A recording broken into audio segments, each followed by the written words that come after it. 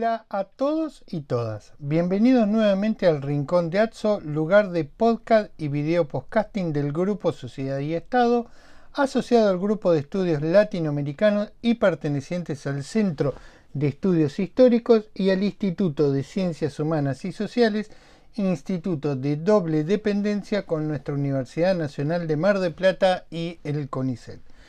En la dirección, la licenciada Diana Duarte. En la producción remota, Juan Cruz, Olivia Pipia y Francisco Colona, alumnos de la Facultad de Humanidades, carrera de Historia.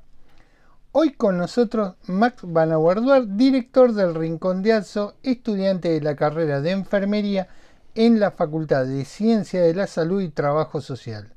Y yo, como indica el Zócalo, en el Colegio Nacional Dr. Arturo Humberto Ilia, dependiente de la Secretaría Académica y la Facultad de Humanidades, Departamento de Historia, en las materias de Historia General de América Contemporánea, donde tengo un récord difícilmente igualable, y didáctica de la práctica de la historia. Filmamos, Max, con una cámara Sony HXR MC88 High Definition y el sonido se toma de una grabadora Zoom H6.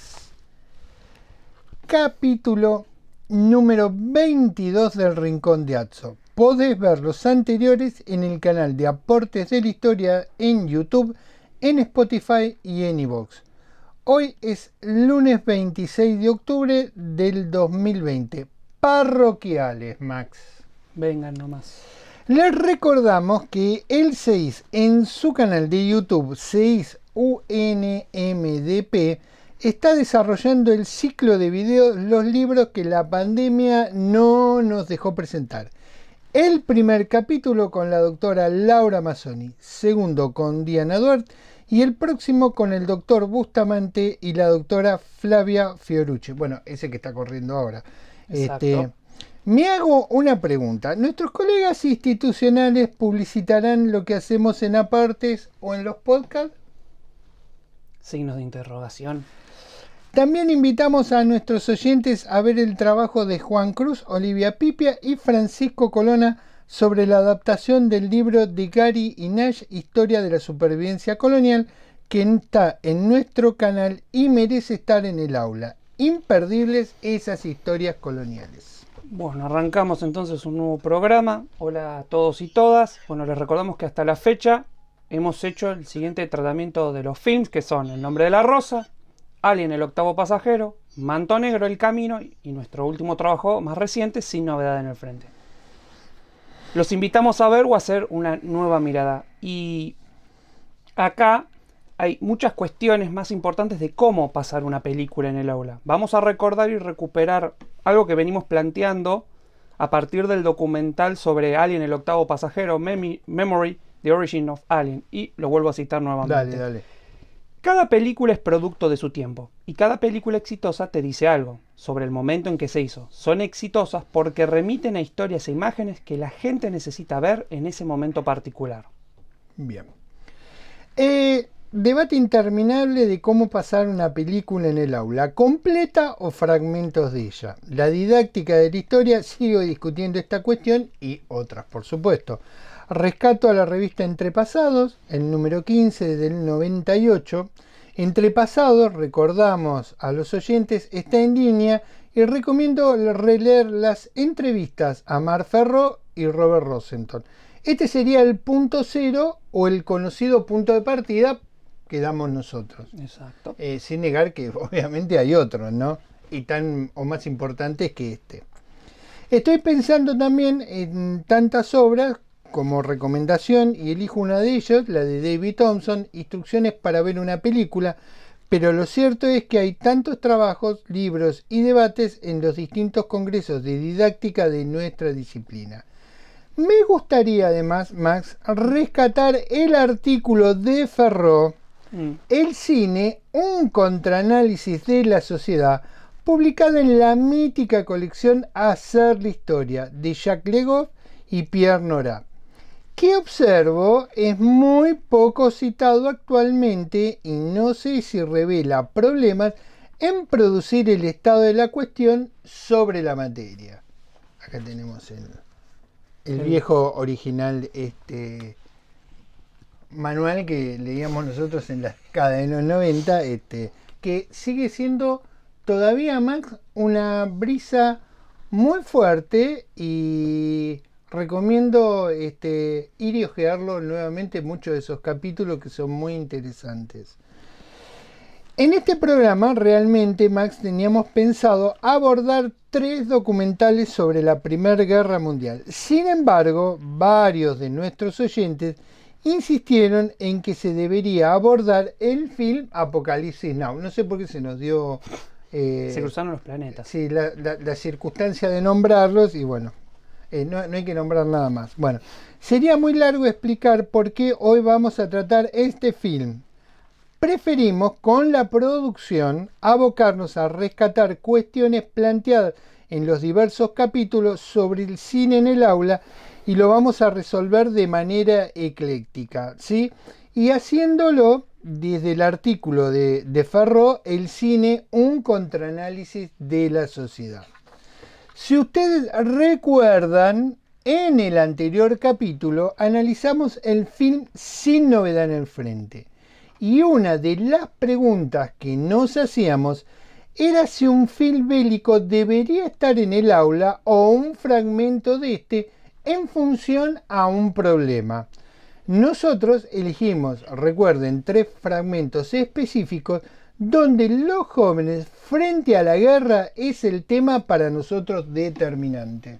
Bueno, acá básicamente, para dar un poco de introducción a lo que va a ser la película y lo que vamos a tratar más adelante, hay que decir que la película, la juventud no escapa a la película, y la podemos ver retratada en los integrantes de esta patrulla de la Marina de los Estados Unidos que lo va a llevar al capitán Willard en su misión secreta. Todavía no vamos a contar qué es lo que tiene que hacer, pero sin lugar a dudas la película, la verdad, retrata de manera muy fidedigna cómo era básicamente la composición etaria y social de la época en Vietnam. Entonces, en esa patrulla, sí, en ese barco patrulla, se resuelve esto. Sí, tenemos básicamente 3 integrantes, un capitán y un nuevo acompañante. Los integrantes son Chef, el maquinista, que es de Nueva Orleans, habla francés, estudiaba para ser socier, que es básicamente las personas que se especializan en hacer salsas, y que estaba, la verdad, muy cansado de haber tenido que dejar su formación profesional para realizar la conscripción en Vietnam.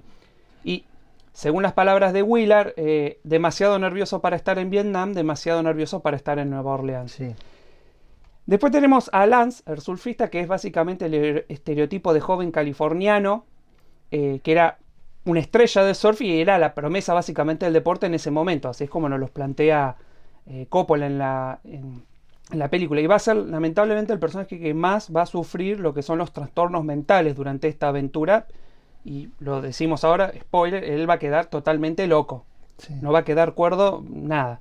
Y después tenemos Clint, que es el niño, básicamente, que es un afroamericano de 17 años que proviene del Bronx, y que el mismo Willard sostiene que la luz y el paisaje de Vietnam lo habían dejado loco, y que, bueno, acá tiramos un dato de color, que su madre le cuenta en uno de sus tantos cassettes que sus tíos le estaban intentando comprar un auto de regalo para cuando vuelva a casa. Sí, esa yo sabes que creo que es para mí la escena más dramática del film, porque él tenía un pasacassette y va a suceder algo, sí, y él estaba escuchando a su mamá, y cuando sucede lo que no vamos a adelantar, pero que muchos de los que vieron el film recuerdan, nadie puede apagar ese cassette que queda sonando en off.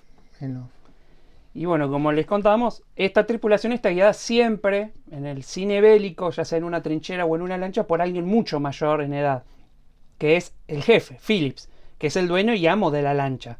Todos son niños, pero que bueno, tenían que aprender básicamente a hacerse adultos por la fuerza de las balas y el acecho del enemigo Charlie. Y acá hay una frase que dice Willard también en off, de fondo, que es: con un pie en la tumba. Y lo deja ahí. Pero, sin embargo, Carlos, hay un tema central que aborda todas las películas sobre Vietnam. Algunas le dedican más o menos tiempo, y es el reclutamiento y la conscripción. Señalada como injusta porque condenaba a la clase trabajadora y beneficiaba a los hijos de la élite de Estados Unidos Y hay que recordar que el último presidente combatiente fue Kennedy, cuyo hermano murió en acción en Europa. Tanto Bush como Clinton fueron acusados de utilizar muchos artilugios legales para evadir dicha responsabilidad. Y esto es un tema, la verdad, muy poco tratado cuando se aborda una película bélica y la verdad que nos sirve de punto de comparación con Sin Novedad del Frente. Pero Chef lo plantea eso, sí, el chef. Y no solo en esta película. Claro. Dice, a finales de la década de los 60 se realizaron básicamente numerosas marchas de veteranos que se reunían en Washington para rechazar las condecoraciones recibidas, como una forma básicamente de protesta pacífica. Uno de ellos fue John Kerry, que posteriormente fue el secretario de Estado durante el gobierno de Barack Obama. Esto no fue un caso inédito, ya que a finales de la Primera Guerra Mundial miles de veteranos norteamericanos protestaron en la capital, siendo reprimidos por una figura hiper conocida de la Segunda Guerra Mundial, que fue el coronel Douglas MacArthur, que fue un caso emblemático.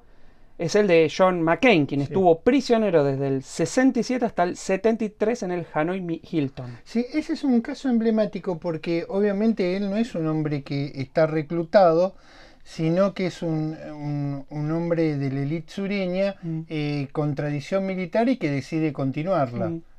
Decide hacer su aporte, como se decía en esa época. Y otro tema también que es un poco interesante es lo que fue la quema de cartillas de llamado a reclutamiento y la verdad las miles de deserciones de norteamericanos al Canadá. El caso más notorio y público contra la guerra de Vietnam fue el del boxeador Muhammad Ali. Sí. Y esto la verdad señalaba la resistencia de muchos jóvenes a participar en el conflicto de Vietnam y dejó la verdad un sabor amargo entre quienes participaron sin estar de acuerdo con el conflicto y quienes decidieron no hacer la conscripción. Y los afroamericanos fueron los principales acusadores de cómo se puede observar en Hamburger Hill o Pelotón, cuando personajes interpretados por afroamericanos no entienden cómo muchos blancos con formación universitaria deciden interrumpirla y enrolarse en el ejército para ir a participar en Vietnam. Y la verdad que la historia argentina en eso ha tenido también largas discusiones sobre este tema, que se enfocan e instalan definitivamente con la guerra de Malvinas y da un cierre con la desaparición del soldado Carrasco, quien fuera asesinado cuando cumplía el servicio militar obligatorio. Ese es el fin del servicio militar obligatorio. Bueno, yo quiero hacer un recuerdo que el conflicto de Vietnam comenzó bajo la presidencia de Kennedy y continuó con LBJ. Con LBJ fue el momento más álgido y siempre se ha mirado a Johnson como el responsable de la escalada en Vietnam, y él no era un halcón, sino que heredó a los halcones demócratas que eligió Kennedy. Esto es un poco para mirar a otro lado, qué administraciones son las que empiezan el conflicto. Cuando vos decías de John Kerry, a mí me llamó la atención que él nunca haya querido retirar las tropas de Afganistán. Las incrementó. Exactamente, fue uno de los principales opositores, un hombre que sufrió muchísimo por esa guerra, ¿no? Pero bueno, esas son contradicciones que la vejez asume también. Bueno, pusimos además en foco al autor del libro, Éric Maria Remarque, junto a otro texto del mismo autor, Tiempo de vivir, tiempo de morir, que también tuvo su versión cinematográfica.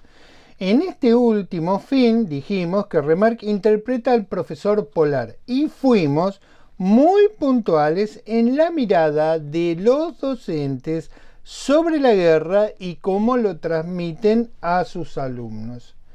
Situamos, Max, también extensamente en foco el tratamiento del género documental en el aula desde la perspectiva de la didáctica y obviamente la experiencia que yo tenía sobre esta cuestión, eligiendo uno en particular. No voy a decir el documental porque pueden ir a verlo, pero además cumplía las condiciones sobre narrativa e imágenes, y especialmente porque aparecía, y lo rescato nuevamente, la enorme figura de Frank McCourt, en donde analiza las obras de Joseph Conrad, Roger Casement y Edmund Morel con respecto a las denuncias de lo que sucedía en el Congo.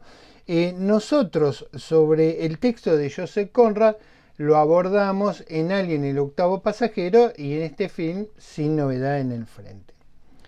Y nos detuvimos, Max, en la obra de Conrad y su novela El corazón de las tinieblas, que innegablemente ordena el esquema argumental de la película Apocalipsis Now. Me gustaría sumar además la novela Lord Jin, el cual tiene una versión cinematográfica interpretada por un grande Peter O'Toole y un gran elenco, y sumo obviamente la novela de Conrad Nostromo, que tuvo una producción fallida en la cual participó Spielberg. Hay sobre esta fallida producción muchos trabajos académicos que sirven para explicar los enormes desafíos de contar una historia a través de las imágenes. Bueno, voy a abrir un paréntesis acá, Max. Acá lo que vamos a hacer es explicar algo. Vamos a ir y volver con Carlos, no va a ser lineal el trabajo. Por eso es ecléctico, sí, la mirada nuestra. Que básicamente es lo siguiente. Vietnam tiene en el imaginario colectivo una palabra que la verdad siempre la definió, que fue el caos. Y sinceramente la producción de la película le hizo mucho honor a ese conflicto bélico en las lejanas tierras de Asia. Hay muchos datos, la verdad, para tratar y mencionar. Y podemos hacer un conteo para mencionar el Vietnam dentro del Vietnam. Así que no se asusten cuando empiecen a escuchar lo que van a escuchar. Bueno, lo primero que vamos a destacar es que la película se filmó en las Filipinas y llevó 1 año y 4 meses de rodaje. Uno de los motivos por el cual fueron al lugar era que los filipinos sí le permitían a las productoras extranjeras quemar árboles con napalm, lo cual estaba prohibido por convenios internacionales. Y todo esto sucedió durante el gobierno del dictador Ferdinando Marcos. Sí, sí. El segundo punto, bueno, que el director fue Coppola, que se encontraba en ese momento en su cumbre cinematográfica después de haber filmado las 2 primeras entregas del Padrino, que fueron un rotundo éxito. Tercer punto, el guión nunca estuvo completo. Se iba editando y se iba cambiando a lo largo que iba transcurriendo el film. Y eso llevó a un gran problema de presupuesto. ¿Por qué? Porque requería más tiempo en filmar más escenas y había más personajes. Se realizaron 3 finales alternativos, además del final que uno puede encontrar hoy en las 3 versiones que hay de Apocalypse Now. Un cuarto punto es que durante el rodaje mismo, Coppola dijo en varias oportunidades que se quiso quitar la vida por el estrés y por los innumerables problemas que le generaba la filmación, porque tenía problemas con los equipos, con el gobierno filipino y con los mismos actores. Sí. Y después aparece un quinto punto que es muy interesante, que es la presencia de Eleanor Coppola, su mujer, sí, que filmó a pedido de su esposo horas interminables de toda la producción, o sea, lo que se conoce en el detrás de escena. Y 1 década después se realizó un documental llamado El corazón de las tinieblas, el apocalipsis de un director. Miren qué buen título, ¿eh? El corazón de las tinieblas, el apocalipsis de un director. Nosotros no elegimos ir por la línea argumentativa de la mujer de Coppola, porque esperamos que los oyentes con este dato puedan acceder al libro de ella, donde cuenta todos los pormenores, y además al documental. Mírenlo, porque la verdad les va a dar otra perspectiva de lo que después van a ver encontrar en la película. Un sexto punto es que, y esta es una cuestión que no solo escapa a Apocalypse Now, sino a otras películas de cine bélico, que es que el ejército norteamericano no colaboró en nada. ¿Por qué? Porque ellos creían que la imagen que se daba de la institución militar era muy negativa y que no correspondía apoyarlo. Pero que, por el otro lado, las fuerzas de Filipinas, al saber que había dólares de por medio, prestaron todo el equipo, desde soldados, camiones. Lo que quiso Coppola lo tuvo del ejército filipino. Pero acá se abre un séptimo punto, que durante el rodaje de Apocalypse Now hubo un conflicto con un grupo guerrillero y Coppola se quedó sin helicópteros. Entonces todas las escenas que se tenían que filmar de helicópteros quedaron suspendidas y se tardó casi 1 mes a que volvieran a estar disponibles. Además de otro dato de color, se debían pintar las insignias americanas en los helicópteros filipinos el día anterior al rodaje. Se dejaban secar, se filmaba y ese mismo día, cuando se terminó de filmar, tenía que pintarlo de verde, porque ya habían tenido denuncias de organizaciones civiles pacíficas que decían ver en Filipinas acciones de combate norteamericano. Entonces, para evitar más problemas diplomáticos, tuvieron que llevar ese protocolo. Martin Sheen, que es la estrella, una de las estrellas de la película, estuvo mínimamente 6 veces hospitalizado por ingesta de alcohol, presión arterial alta, cortes profundos, hizo 20 puntos en la frente y tuvo un infarto severo, que muchos pensaron que la verdad se iba a morir, pero que después de 2 meses ya estaba en el set filmando. Después tenemos a Dennis Hopper, que bueno, que dicen que la única condición que él exigió laboral a Coppola era la entrega inicial de 25 gramos de cocaína. Que Coppola no lo podía creer, pero bueno. Vivió, dice, casi toda la totalidad de la filmación bajo la alcohol. El mismo, en el día de hoy, si se le pregunta sobre lo que fue la filmación de Apocalypse Now, él no recuerda casi nada. Personaje importante en El corazón de las tinieblas, el que interpreta Hopper. Después, bueno, tenemos a el coloso de todos, que es Marlon Brando. Sí. Kurtz, que lo odiaba a Hopper y que no se podían filmar escenas juntos ni cruzarse en el set.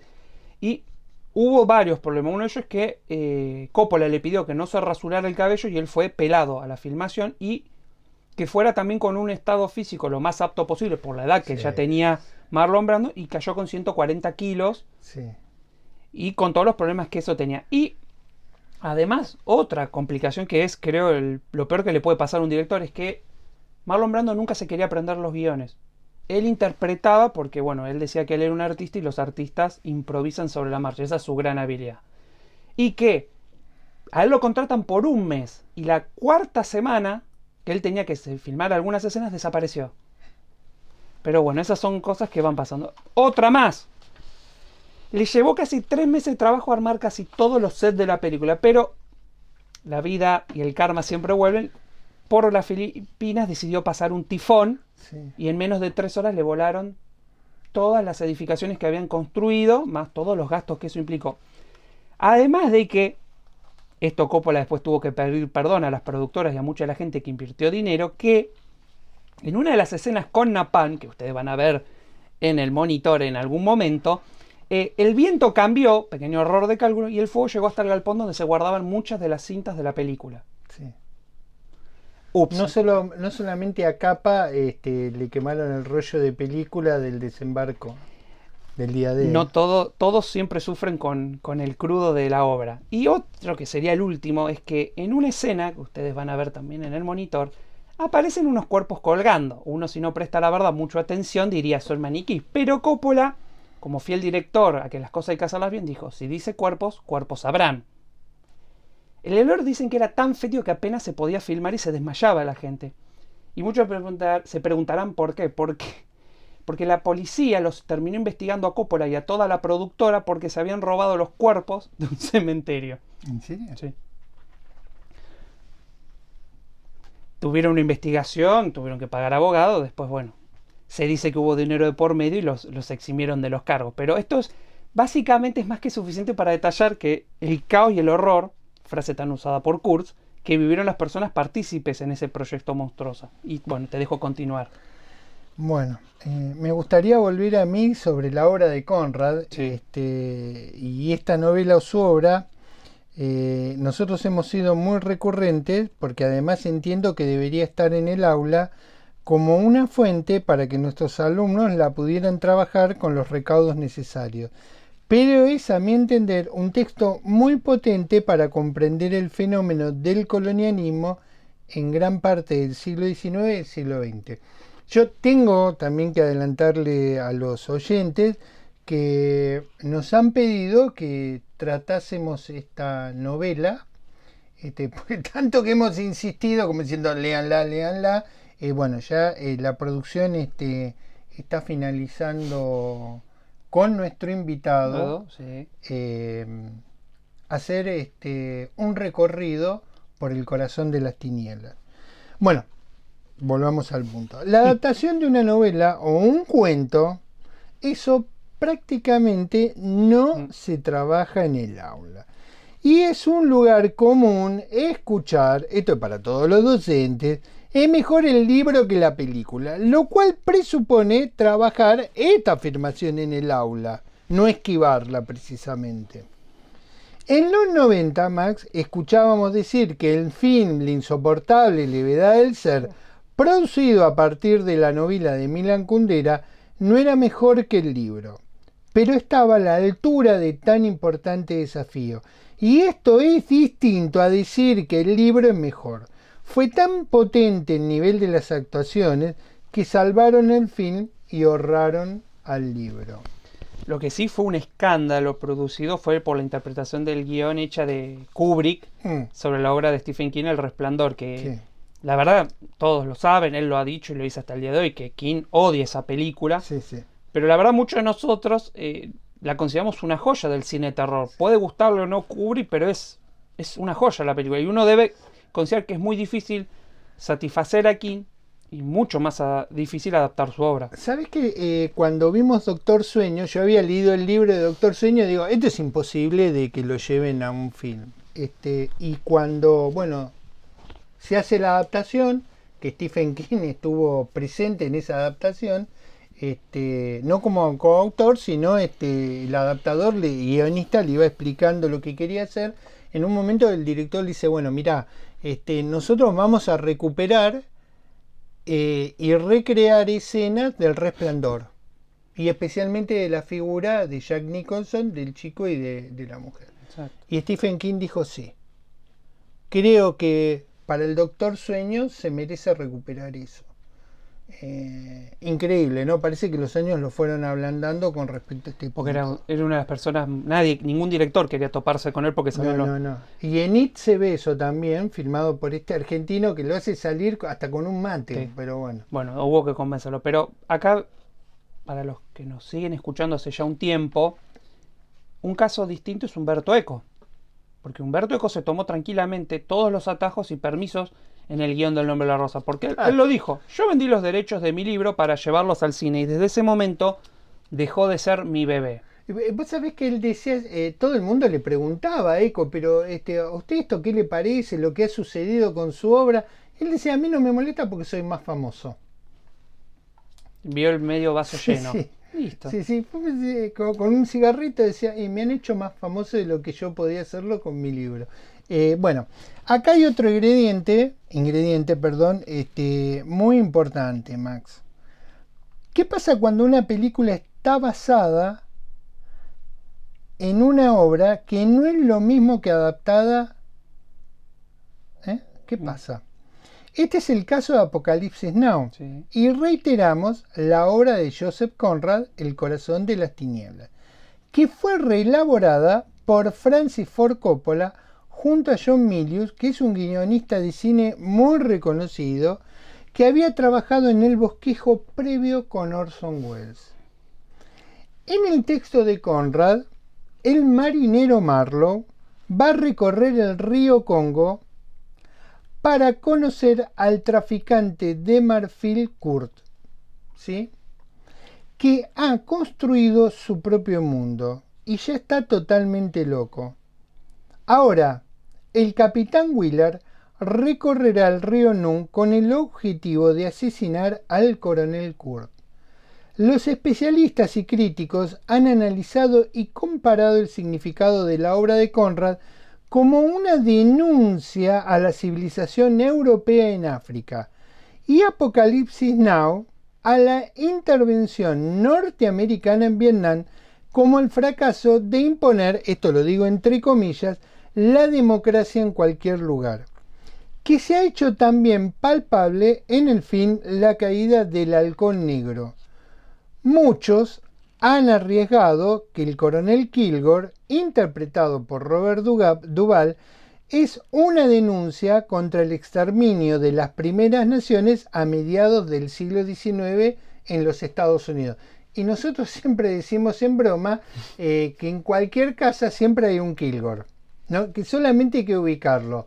Sí, pone en orden las cosas en el caos, ¿no? No vamos a decir para nosotros quién es Kilgore. Pueden ir adivinando, pero no es muy difícil. Es muy difícil. Pero bueno, lo cierto es que el coronel Kilgore no aparece en la obra de Conrad. Este es un agregado de Coppola. Ahora, el tema yo creo que también es cómo transformar una historia que ocurre en el Congo belga y trasladarla a Vietnam. Y acá me hago la pregunta que creo debería estar en el aula y yo no la voy a formular porque invito a todos los que nos escuchan, especialmente los docentes, amablemente a intentarlo en la práctica, o sea, en el aula, cuando pasan un film, ¿sí? Especialmente esta obra, ¿no? Sí. Que, digamos, no es ni siquiera una adaptación, es una reelaboración Completa de una obra. exactamente, especialmente el último tramo, para que los ubico, donde, si ustedes leen el libro, cuando ellos son atacados por la flecha, ¿sí? Sí. Ahí muere el jefe de la patrulla, que dirige Wheeler, y también muere quien lleva el barco que dirige Marlowe en El corazón de las tinieblas. Y la verdad que ya que estamos en el baile, como dirían algunos, ¿cuál crees que puede ser una novela que se tendría que hacer una adaptación cinematográfica? Bueno, yo te digo, elegiría dos autores argentinos. El primero es Los muertos de nuestra guerra, de Federico Loren, que trata de un argentino de familia inglesa que va a pelear 4 años y está en el peor sitio en Ypres. Y después de finalizada la guerra, él se queda como un miembro del equipo que tenía que enterrar los cuerpos en el campo de batalla, que es una tarea horrorosa. Y lo traslada a la historia argentina, Los muertos de nuestra guerra.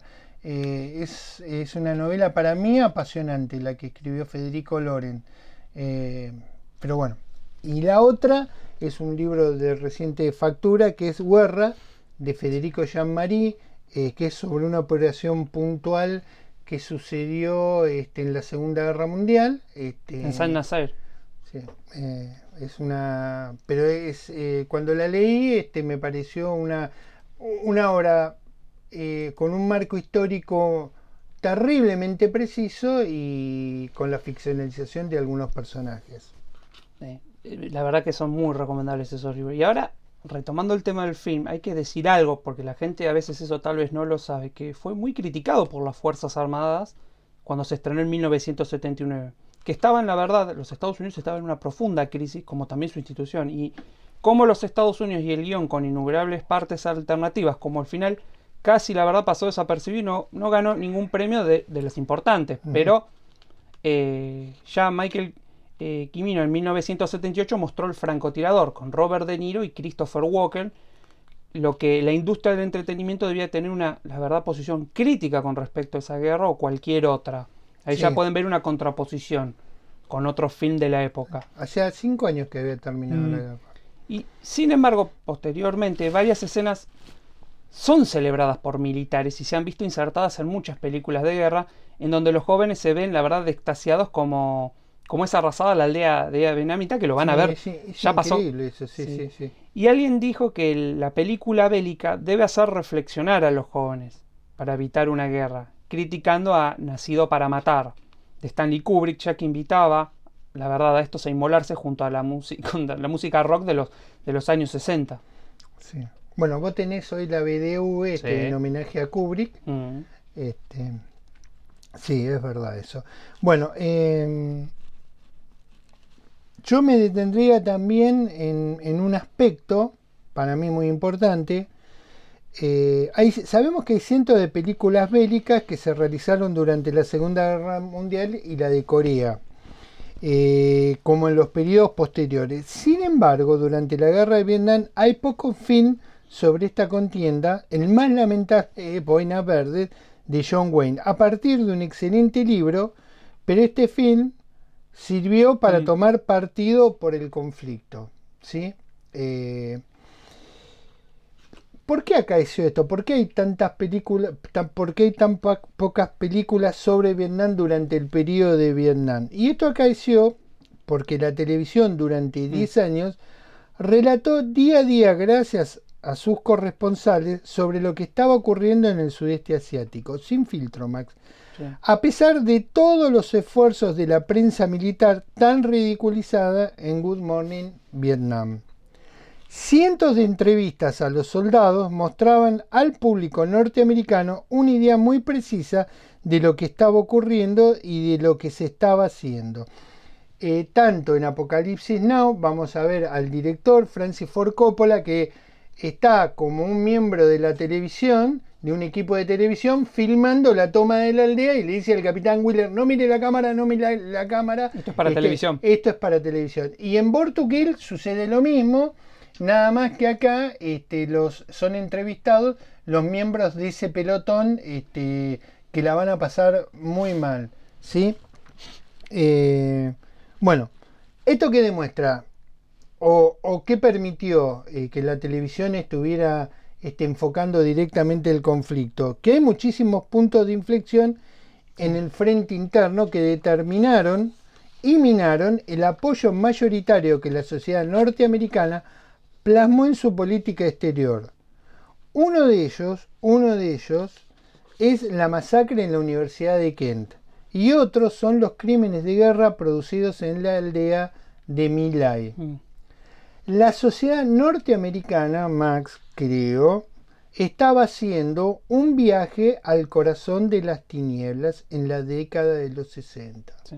Emergían la esclavitud, la política sureña, el segregacionismo, eran parte de ese viaje, con Martin Luther King y su posterior asesinato. O sea, fue con el asesinato de Malcolm X, que era un radical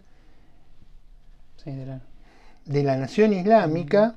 Después descubren el 11 de septiembre que había norteamericanos que eran musulmanes.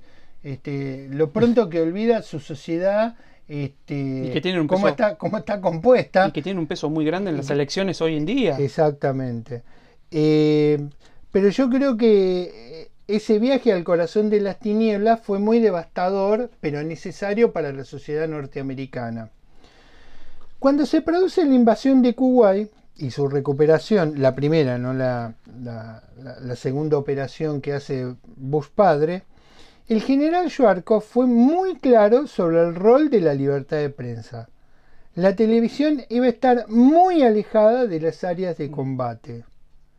No sucedió lo mismo durante la segunda y el definitivo derrocamiento de Saddam Hussein, donde los reporteros volvieron a estar en primera línea junto a las tropas como corresponsales de guerra.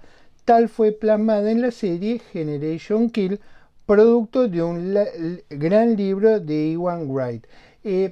Cuando Schwartz pide esto, Bush padre se horroriza, y Schwartz le dice: van a ver las imágenes desde las cámaras de los misiles.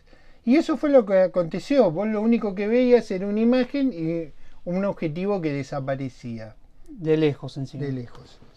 Bueno, ahora básicamente es lo que hacemos casi en todos nuestros tratamientos sobre el cine, son una introducción a la película, una sinopsis y generalmente qué escenas creemos que se tienen que pasar. Y Apocalypse Now es una película dirigida y producida por Francis Ford Coppola en 1979. El guión, como dijo Carlos, con John Milius, la música de Carmine Coppola y basada en la ya mencionada novela de Joseph Conrad, El corazón de las tinieblas. La película obtuvo 2 premios Oscar, Mejor Fotografía y Mejor Sonido.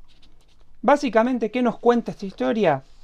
Es la del capitán Benjamin Wheeler del MACSOC, que era un grupo de operaciones especiales multiservicio altamente clasificado de los Estados Unidos, que es enviado a Camboya para ubicar y asesinar al coronel Kurtz de las Fuerzas Especiales de los Estados Unidos, las tan célebres Boinas Verdes, por operar de manera independiente al mando militar y cometer delitos de guerra contra la población civil. Sí, acá ya hay una comparación con la obra de el personaje del Corazón de las Tinieblas, que es Mylar, porque Mylar era contratado básicamente por la compañía inglesa en el Congo, pero realmente quienes estaban atrás era la compañía holandesa del Congo, ¿sí? Esa similitud entre la CIA y esta compañía.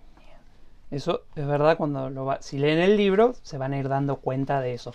Y ya hablamos de la producción y en qué se basó la película, pero un tema que hemos pospuesto en el tratamiento de las películas es la fotografía y la luz. Pedimos perdón, pero lo fuimos posponiendo y ahora lo vamos a retomar porque creemos que es la verdad muy necesario y esta película la verdad lo amerita mucho.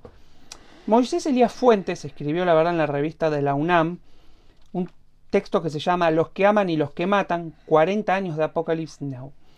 Y es un pequeño trabajo hablando del film en general y hace un análisis tanto de la obra como cuestiones filosóficas. Sí, excelente. Pero rescata el trabajo de Vittorio Storaro en fotografía, que fue el ganador de 3 premios Oscar a lo largo de su carrera. Se formó a los 18 años en el Centro Experimentale de Cinematografía y su especialidad era combinar la teoría de color de Kere como forma de lenguaje psicológico. La verdad que les recomendamos que puedan buscar e indagar en esta teoría tan estudiada en el mundo del cine. Sí. La película, la verdad, es un festival de colores y más la versión final en Blu-ray y 4K. Y la luz, que es la fuente, la energía de la fotografía.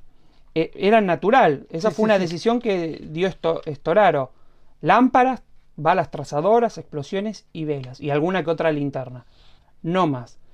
Y buscaba generar algo natural y que resaltara la profundidad de campo jugando con 3 colores, rojo, naranja y ocre, que son casi los tonos que van a predominar en el día, porque de noche son otros tonos.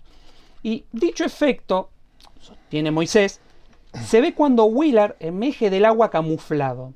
Y la verdad parece salido de algún pozo de las almas del Averno, porque es impresionante esa escena. Dura 30 segundos, pero te da una dimensión del trabajo que se hizo. Y la verdad que este trabajo escrito lo recomendamos muchísimo.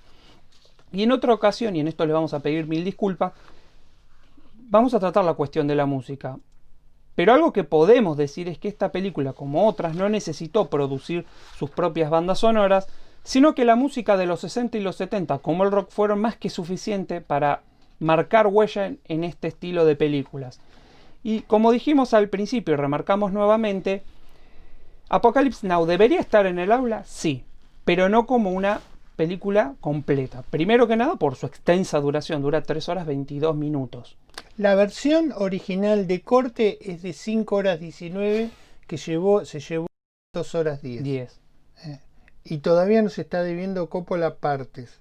Pero bueno, sigue siendo medio reticente con esas cuestiones. Pero Carlos, encontramos 4 escenas que la verdad creemos que son claves, que se tienen que poder pasar en el aula, porque va a servir para que se entienda y se enseñe lo que fue la experiencia en el sudeste asiático, tanto para los norteamericanos, los colonos franceses y los pueblos de Laos, Camboya y Vietnam. Y vamos con la primera escena, que ya la han visto pasar, que es el requisamiento de la embarcación. Durante el viaje, Willard, el capitán, deja en claro que él dictamina todas las órdenes y que la prioridad es la misión, para evitar problemas o retrasos innecesarios. Lamentablemente el jefe Philip decide parar a requisar una embarcación vietnamita por una actitud sospechosa. Ante el nerviosismo que implicaba el procedimiento y una joven corriendo para buscar a su perrito que estaba escondido, el joven Clint los mata a los civiles desarmados con una ametralladora. Chess descubre que la joven vive y está herida. Y Philip dice, bueno, debemos llevarla a un hospital para que sea tratada. Y en el medio de esa locura de qué hacer y qué no hacer, Willard saca su pistola reglamentaria, la Colt 911, y ejecuta 2 disparos a la joven, que estaba en los brazos de Chef. Se da vuelta, lo mira a Philip y al resto del grupo y les dice, te dije que no pararas. Guarda el arma y se van. ¿Qué nos enseña esta escena? Algo que fue muy recurrente en Vietnam, que es el maltrato y el desprecio hacia la población local, que supuestamente se decía que se venía a ayudar. Muchos interpretan que es una denuncia a la masacre de la aldea de My Lai, pero en una escala extremadamente chica. Y que se ve en Generation Kill, cuando esa escena que están los chicos jugando al fútbol y estos soldados de avanzada dicen que no es un blanco probable y otros tipos dicen que sí y arrasan esa casa. Bueno, distintas películas, pero siempre se trata de remitir a lo mismo, que es las masacres contra los civiles. Otra parte que nos queremos que es muy importante es el puente y lo que yo denomino el fin de la civilización.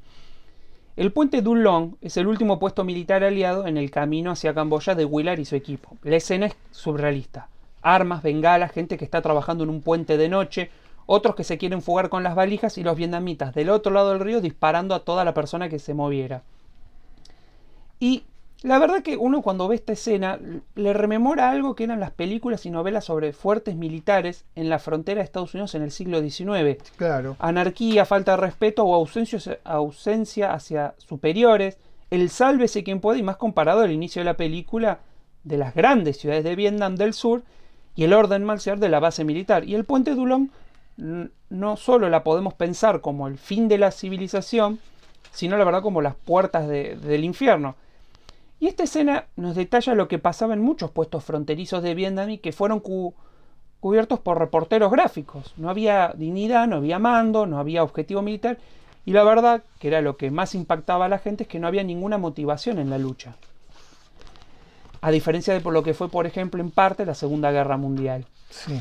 La tercera escena, que creemos que es la verdad muy importante, es la plantación francesa, el respeto a la muerte y la guerra por la nada. En un momento, en la zona de Camboya, el grupo llega a una plantación francesa ocupada por un grupo de dueños y personas locales que trabajaban allí.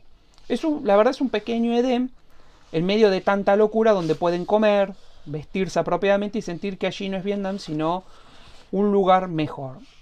Muestra, la verdad, lo que enseña esta escena es, en primer lugar, que ante el caos y la falta de humanidad se puede enterrar a los muertos con dignidad a pesar de la humildad. Va a haber un personaje de la embarcación que va a morir y que va a ser enterrado allí mismo. Por otra parte, enseña a los franceses restantes en, digo entre comillas, Indochina, que creen con mayor o menor convicción de poder mantener el lugar en sus manos. Sí. Eso se ve en el film también Indochina, con Sí. Catherine Deneuve. Hay, la verdad que la palabra creo que la define, es un delirio, sí, porque ni ellos mismos pueden ver lo que se está avecinando adelante. Y también esto trae a colación, en una de esas escenas, todos los errores emanados en las Fuerzas Armadas francesas entre el 40 y el 50 que llevaron a su derrota en lo que se conocía como Indochina, después se conoció como Vietnam, Laos y Camboya.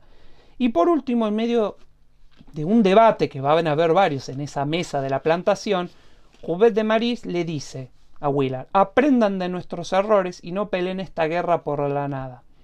Lo que toca es un tema muy recurrente sobre Vietnam. Estados Unidos no tenía nada que hacer allí librando esa guerra. Y aquí viene, creo que es, en parte es la culminación de la película, es la fuerza multiplicadora y el dios pagano, Carlos. Sí. Los últimos 47 minutos de la película abarcan la última escena y es la llegada a la base de Kursk y la confrontación. Esto es muy importante porque ahí el libro, definitivamente, El corazón de las tinieblas de Conrad, se conecta con la adaptación de Coppola. Sí. Y lo pueden ver ahora mismo. Claro, cuando aparece el Arlequín especialmente, los diálogos son exactamente iguales. Y allí Coppola nos muestra el trabajo de Kursk, que es conformar un ejército local con base a una fuerza multiplicadora que eran los boinas verdes. ¿Y qué quiero decir con esto, Carlos? Y se lo voy a explicar a la gente porque tal vez no lo conoce. El fin de los boinas verdes eran grupos especiales de guerra no convencional, que se los conocía como ODA. Eran 12 hombres dirigidos por un capitán, o en este caso un coronel, que llegaban a una zona muy conflictiva, mantenían contacto con los locales, les proveían instrucción militar, educación, sanidad, y creaban de la nada una fuerza alrededor de 300 o 800 hombres en el medio de la selva, tanto en Vietnam, Laos como Camboya, y operaban de manera independiente. Una semana eran 25, otras 50, otras 100, otras 200, otras 400, y así hasta hubo casos que llegaron a tener 2.500 personas, sumando un grupo de 12 soldados norteamericanos. Eso es ser una fuerza multiplicadora. Pero aquí se mezcla con un pequeño problema, que es la creación del dios pagano Kursk, que toma a todos como sus hijos bajo un regazo y los conduce bajo un grado de locura total en la selva camboyana. Hay tanto norteamericanos como camboyanos, gente de Laos y gente de Vietnam. Entonces la combinación que genera eso es letal, o sea, son fuerzas especiales altamente entrenadas que forman a locales para combatir ahora en nombre de un dios humano que es de carne y hueso, que es juez y verdugo, y nada ni nadie lo puede detener. Y la adoración hacia él es ciega. Y esta escena enseña algo recurrente en el cine general, pero muchas veces se da en el cine bélico, que es la devoción ciega al líder. Y un signo de esto son los 3 libros que Coppola captura a propósito con su lente en una toma. Están charlando Kursk, Willard, y la cámara deja ver 4 libros. Un cuarto libro no se puede ver porque no está el título, pero no es la Biblia, que es el libro central en la doctrina cristiana, y 2 más. La rama dorada de James Fraser, que son lo siguiente. Son 3 tomos donde el autor intenta definir los elementos comunes de las creencias religiosas. O sea, que van desde los antiguos sistemas de creencias a religiones relativamente modernas como el cristianismo. Y la tesis de él básicamente dice que las viejas religiones eran cultos de fertilidad que ocurrían alrededor de un culto y sacrificio periódico de un rey sagrado. Y el último es del ritual al romance de Jesse Weston, que analiza las raíces de la leyenda del rey Arturo y busca encontrar las conexiones entre los primeros elementos paganos y las posteriores influencias cristianas. Estas son, como hemos dicho, las 4 escenas centrales que creemos que si uno va a pasar en el aula deben ser estas. Y en total deben llevar 40 minutos, contra 3 horas 22, que es la duración actual del film. Bueno, en síntesis, El corazón de las tinieblas merecería estar en el aula, Sí. De Joseph Conrad. Vamos a hacer un tratamiento inextenso sobre eso. Creo también que hay que volver a la obra de Ferró que Sí. señalamos en Hacer la historia, porque ahí explica también por qué la ficción merecería estar en el aula. Y cuando releía la obra de Ferró, pues sabés que me acordaba de No habrá más pena ni olvido. Sí. Que si bien sabemos que Osvaldo Soriano ficcionaliza una cuestión central que es la pelea dentro del peronismo, tuvo un enorme impacto junto a un documental en la toma de decisiones a quién iba a votar la gente. O sea, la película No habrá más pena ni olvido y La República Perdida. Sí. ¿Sí? Y eso Ferró lo analiza. ¿Qué pasa cuando una obra de ficción puede explicar mejor que el trabajo de un historiador? Que obviamente es el debate que sigue generando Ferró entre los historiadores. Y además, si un film o una imagen puede ser una fuente para los historiadores. Esta cuestión ya está cuasi saldada, sí, pero no es lo mismo hace 40, 50 años. Yo quisiera decir muchísimas cosas más, sí. Especialmente hay un momento donde Hopper, que hace del personaje Narrequín en El corazón de las tinieblas, empieza a relatar un poema que queda inconcluso y que Kurt lo va a retomar. Sí. Esto también es un punto de unidad. Para no extenderme más, me gustaría recuperar también lo que dijimos. ¿Qué pasa cuando una película está basada, que no es lo mismo que adaptado en una obra? Yo creo que eso es central para estar en el aula. Uno no debe perder tiempo en esta cuestión. Y también recuperaría de nuevo esta cita tan recurrente en nosotros: cada película es producto de su tiempo. Y cada película exitosa te dice algo sobre el momento en que se hizo. Son exitosas porque remiten a historias e imágenes que la gente necesita ver en ese momento en particular. ¿Qué pasaría si nosotros pensáramos en adaptar El corazón de las tinieblas no al pasado argentino, sino al presente? ¿Qué es lo que nos dice Coppola? Nosotros no estamos analizando la historia, estamos analizando nuestro presente como sociedad. Y ese presente siempre nos remite al corazón de las tinieblas, donde sale lo peor de nosotros. ¿Sí? En este caso, para Conrad, fue el concepto de civilización que se quería imponer en África, y para Coppola, la locura que emergió con la guerra de Vietnam. Max, te cedo la palabra a vos para despedirnos. Bueno, gente, como saben, todas las semanas vamos a tratar de con Carlos encontrar una película que podamos y creamos que sea de relativamente importancia en el aula. Hoy fue Vietnam. No les vamos a spoilear lo que vamos a tratar en el próximo podcast, pero es verdad, se va a tratar el libro El corazón de las tinieblas, sí, con un invitado especial. estamos haciendo los arreglos pertinentes de producción. Estamos en unas épocas un poco, como se dicen, complicadas. Pero muy rico, ¿eh? Te digo que esta producción, esta, sin novedad en el frente, esta como Alien, creo que fueron producciones muy elaboradas, sin desmerecer los otros tratamientos que hicimos. No, eso es verdad, pero va a ser un invitado especial que le va a dar un toque más distinto que tal vez el que le puedo dar yo y que va a ser muy interesante. Entonces, gente, saben, nos pueden encontrar en YouTube, en Spotify, en iVoox. Hoy tocó Vietnam, mañana ya se irán enterando. Así que, gente, muchas gracias como siempre y nos vemos hasta la próxima. Bueno, un beso muy grande a todos.